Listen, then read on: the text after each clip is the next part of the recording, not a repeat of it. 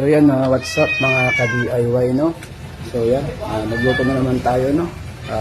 June 7, nagluto tayo ng rice cooker na may itlog, na may bigas. So mataas yung ating reading, no? So yung reading natin 13.8. So meron na tayong description paano gamitin na itong ating setup. So yan, mamaya is magre-ref tayo namin. So pagsabayin na natin yung ref at saka yung rice cooker. Let's go!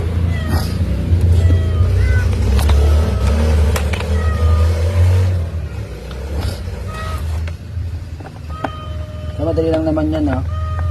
Iputusok mo lang na ganyan yan, no? And then yan, tatlong itlog, isang basong bigas. So isus mo lang dyan, so makakaluto ka na. So pagkatapos naman yan, no, i-on naman na natin yung ref. So paandar natin yung inverter.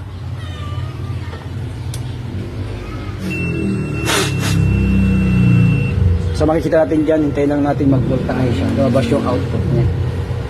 So yan, yun, lumabas na yung 229 volts. So i-on na natin itong ref. So naka-on na yung ref.